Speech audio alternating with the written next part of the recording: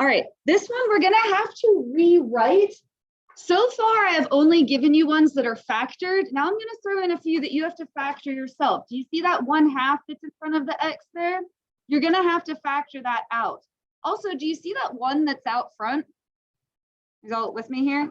Typically, the vertical translation is written at the end. Sometimes it bothers people when it's written in front instead. So if you want, you can also write that one at the end.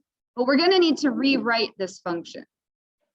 Okay, so I will write the one at the end instead of the beginning because again, that tends to bother a lot of people. It really doesn't matter where it is because it's outside of the function, but I'll put it at the end. So -2 cosecant, and then kind of like leave yourself a blank.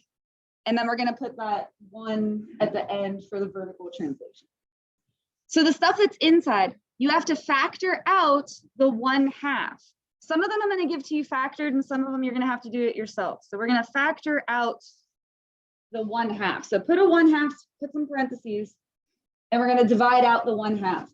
So when you divide out the 1/2 from this first part, you would just get X, which is kind of the whole point, minus, now, when you divide a 1/2 out of here, dividing by 1/2 is the same as multiplying by 2.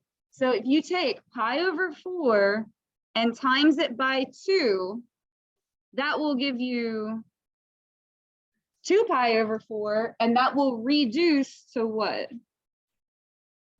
Pi/2, good. That was hard. Fractions are hard. Here's a way you can check your work. If you were to distribute the 1/2 back through there, you would get what you started with. And you would, because a 1/2 times a 1/2 is a 1/4 right here. So you can always check your work that way. These two we're gonna have to skip until we get the graph. Amplitude, oh, it's an automatic answer. What's the amplitude gonna be? None, unless it's sine or cosine, it's none. All right, the period is 2 pi over what number? There's a lot to look at there. The 1/2 right there in front of the X. Again, dividing by a 1/2 is the same as multiplying by 2. So what will that give us? 4 pi. It's typically 2 pi. We stretched it. Ooh. Typically 2 pi, we stretched it to 4 pi. Like we stretched it like that is what's going on. All right, phase shift. This is why we had to factor. You have to look at the factored version. Did we go left pi/2 or right pi/2? Right, so you can say positive pi/2 or right pi/2. And then what's the vertical translation? Yeah, +1. So you can either just say 1 or up 1. All right, when you go to get your f of x values, you're gonna go around the unit circle. This is cosecant, so are we gonna use x or y? Y, and we're gonna flip them. And so I boxed off the trig function, that's the part that comes from the unit circle. We're gonna get that, multiply it by -2, and then add 1. You have to do the stuff that's outside of it. All right, so what's your first y value? 0. You would flip that and get undefined. Now we're at the top of the circle. What's the y value? 1. If you flip that, it's 1 times -2. -2 plus 1, -1. Now we're on the left side of the unit circle. Go ahead and put that away. We're doing this. This one's going to be undefined. Every other one is going to be undefined. Now we're at the bottom of the unit circle. What's your y value? -1. If you flip that, it's still -1 times -2, be 2 plus 1, 3, and then the last one is undefined. All right, getting your x values. You're going to start with the phase shift. What did we say was our phase shift? pi/2, right there. And then you're going to add the period. You want to do one full cycle. So you have a 1/2 plus 4. That would be 4 and a 1/2, but you can't write 4 and a 1/2 pi. How would you write that as a fraction? Like how many halves would be 4 and a 1/2? 5 halves would be 2 and a 1/2. 9 halves, there we go. 9 halves would be 4 and a 1/2. Now you have to figure out what's halfway between these. This is 1/2 and this is 9/2. If you want to, you can make a number line. You don't have to do this, but like if this helps you, sometimes this is what I'll do. It only takes a second to draw it out. And what's halfway between 1 and 9? Then you can just like leapfrog your way to the center. 5, put the phone away. 5 pi over 9. And then what's halfway between 1 and 5? 3. So 3 pi over 9. Actually, it's not over 9. I'm sorry. It's over 2. I wrote 9 because it was 9 on the number line. I apologize. It's halves. I'm sorry. Halfway between 1/2 and 9/2 would be 5/2, and then halfway here would be 3/2, and then what would the last one be? 7/2. You're using all the odd numbers. All right, so you want each of your tick marks to be a half. You don't have to label 1/2, 2/2, 3/2. Just skip the first one and call the second one pi. Then I know that the first one is a 1/2 of pi. Do you mind shutting that for me? I was leaving it open for you to come back. So at pi over 2, that's the first asymptote. And then 3 pi over 2 would be -1. That's right here. In between 1 pi and 2 pi would be 3/2. And then here is the next asymptote. And then we're at 3. And then another asymptote.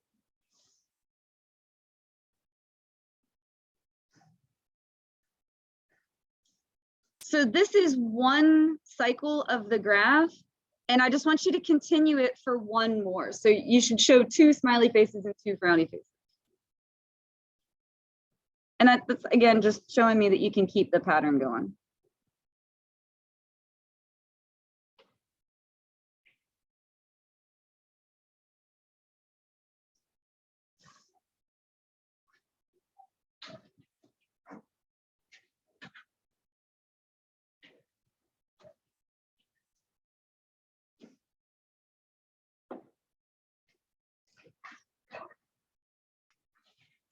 So don't forget to go back and answer the domain and range. You kind of need to wait till you get the graph, but just don't forget and leave them blank. I would do the range first because I think it's easier. We're going to have -infinity up to what?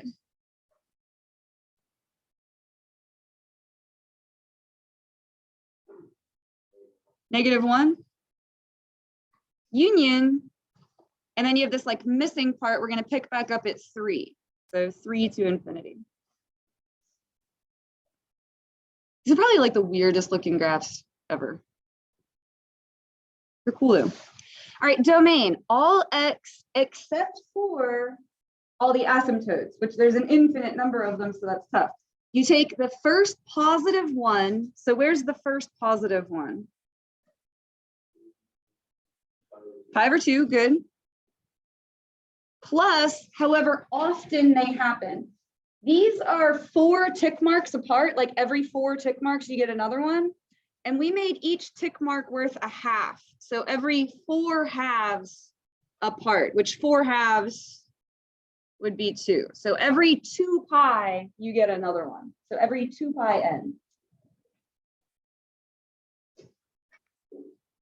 That's hard. It's good that it's only worth 1 point, you know, because if you get the rest of it, then you're still in good shape. Thank you. All right, these ones on the back say secant. We're going to do this the exact same way. The only difference is when you look at the unit circle, you're going to look at the x values. All right, we'll have to skip domain and range until we get the graph. What's the amplitude, guys? I'm really trying to drill that into you because I really don't want you to, you're going to be sad if you missed that one on the test. You know what I mean? Like, put none. If it's not sine or cosine, it's none. All right, the period is 2 pi over what? Good, pi, the whatever's in front of the x, so pi. So weirdly, the pi's cancel, and that's just 2. Phase shift is left or right. Do you see anything added or subtracted in there?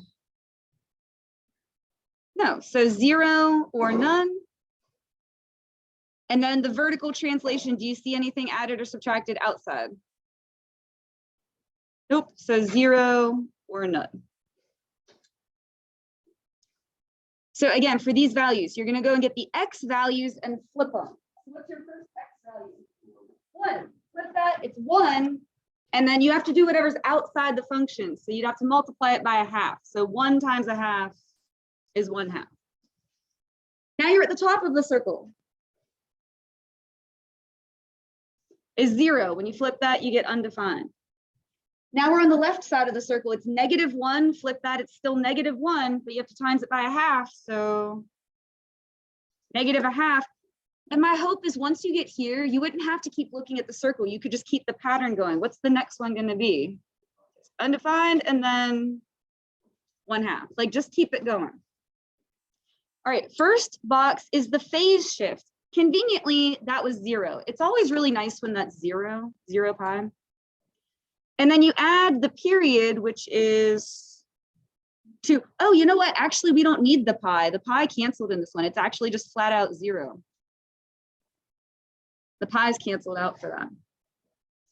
So start at 0, add the period, which is 2, and then you have to break it down. So it's halfway in between. 1, and then these would be halves. So 1/2, and then 3/2.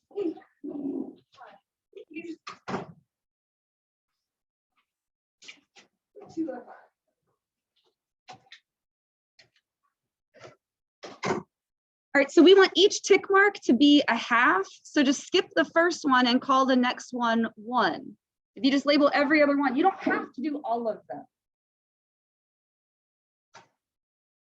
And then we're just gonna plot this stuff on the grid. So 0, a half, that'd be right there. And then an asymptote. And then -1/2, and then another asymptote. And then +1/2, and then another asymptote. And so again, you just want to keep the pattern going so that you have 2 smiley faces and 2 frowny faces. Like 2 that are going up and 2 that are going down.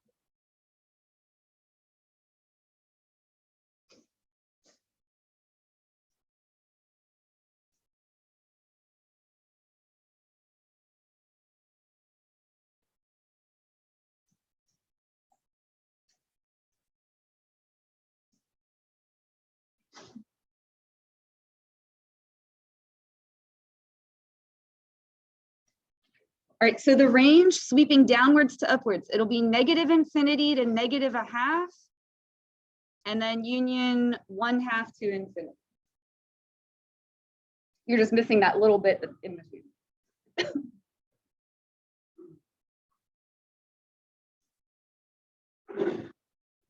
And then the domain, it's everything except for the asymptotes. The problem is there's an infinite number of them. So it's all x not equal to, and then you take the first positive one. So where's the first one? That's 1/2, right? Plus, however often they are occurring, and they're occurring every 1 unit. So plus 1n, or I guess you could just say n. But it's the first one plus how often they happen. Again, I get that that's hard, and I get that getting the x values is hard, okay? But I think that you can get the rest of it. I believe in you. Let's try one more. This one needs to be factored. Again, I'm throwing in a few now that you'll have to factor yourself. We're going to have to factor the 3 out of that.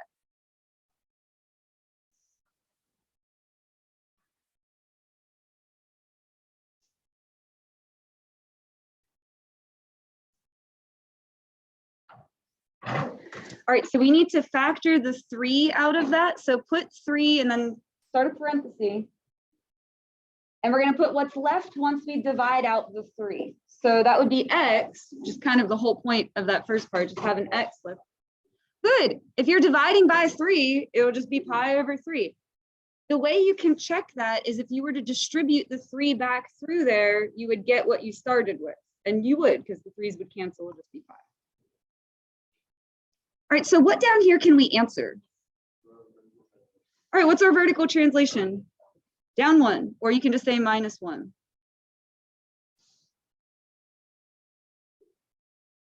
What else? Amplitude is none. All right, period is 2 pi over 3. That doesn't reduce, so that's just the answer, 2 pi over 3. Now that's why we had to factor. You have to look at the factored version. Did we go left pi over 3 or right pi over 3?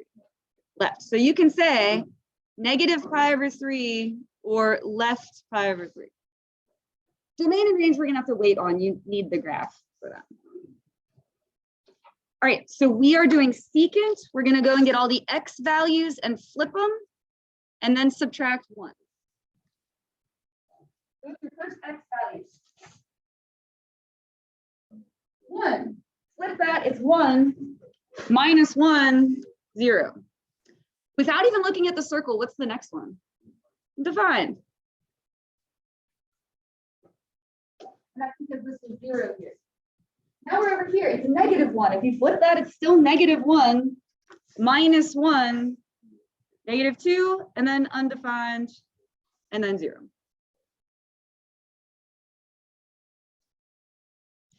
The first thing here is the phase shift, which is negative pi over 3. And then you add the period because you want to go 1 full cycle. So we're going to add 2 pi over 3. This looks a little tricky, but it's actually not too bad. If you have negative 1/3 plus 2/3, you get 1/3. Negative 1 plus 2 gives you 1. It's just pi over 3, 1 pi over 3. And then that's actually not too bad because what's halfway in between those? 0. Yes, thirds will break down into 6. So this will be negative pi over 6 and positive pi over 6. So that looked really scary at first, but it actually ended up not being too bad. It's hard though, because it's fractions. So if you're like, hey, that was difficult, you're right. Give yourself a break. Like, you'll try, but it's hard. So if you want to break these down into 6, go to the 6th one and just call it pi. Now I know all the other ones are a 6 without having to label them. You can go another 6 tick marks and call it 2 pi.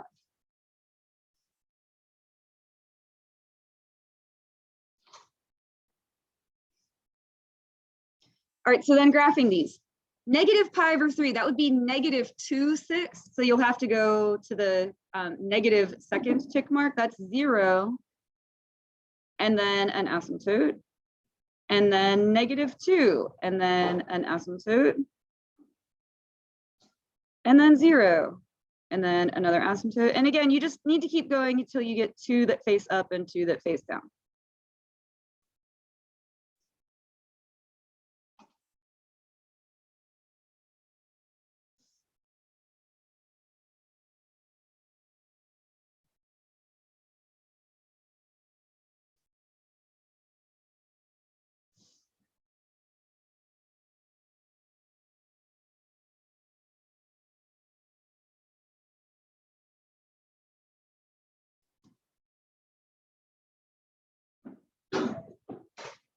So then your range, you want to sweep downwards to upwards. So it'll be negative infinity to where? Negative 2, union, and then 0 to infinity. So you're just missing this part. Again, it's like we took cosine and flipped it inside out. And then I get that this part is tough. We want everything except for the asymptotes. So you take the first positive 1 or 0 if it's 0. Where is the first positive 1? It's on the first tick mark, so that would be what? Pi over 6. Plus, however often they happen. They're happening every 2 tick marks, so that would be every 2 6. So 1/3. If you wrote 2 6 though, for heaven's sake, full credit. Like if you get this, I'm like so happy, like you don't need to produce that.